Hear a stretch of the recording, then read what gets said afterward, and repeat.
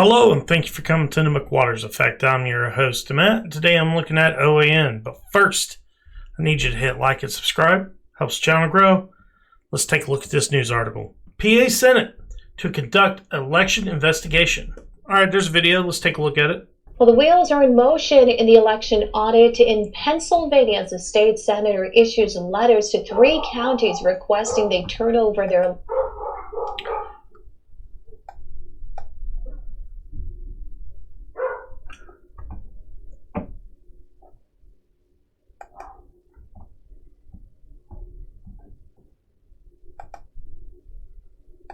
Well, the wheels are in motion in the election audit in Pennsylvania as the state senator issues letters to 3 counties requesting they turn over their election evidence. Here's One America's Christina Bobb. Pennsylvania State Senator Doug Mastriano, there's been a lot happening in Pennsylvania since you issued the letters to the counties last week asking for the election evidence to do an investigation. What is your reaction? What's your response to all of the hype that's taking place in Pennsylvania? Yeah, I do believe they protest too much, right? Like from Shakespeare. What exactly are you afraid of? Even Joe Biden's coming to town here. Why? And as you rightly said, more than half the people in the country want an audit. They want an investigation in our case.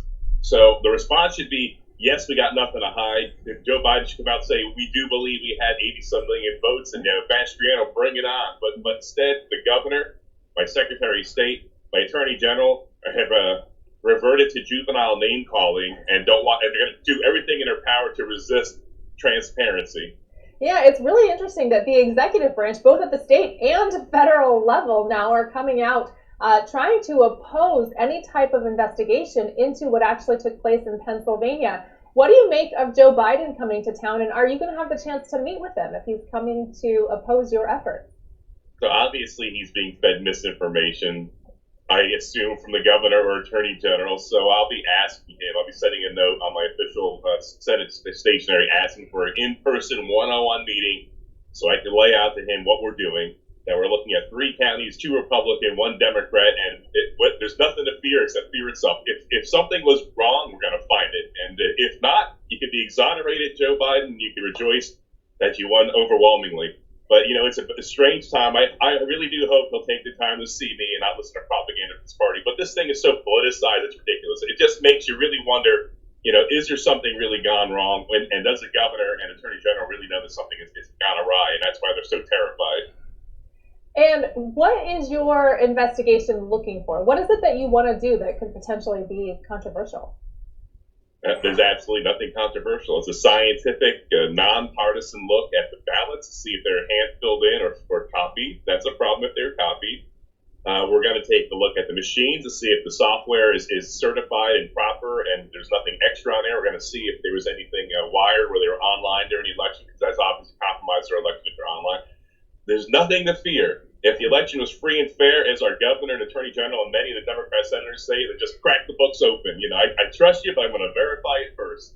And so what happens next? You gave the counties until July 31st to respond to your request to voluntarily turn over the information. But then we see President Biden step in, and then we see the Secretary of State also recommend that these counties not comply with your request. So they're all getting mixed information. What happens next?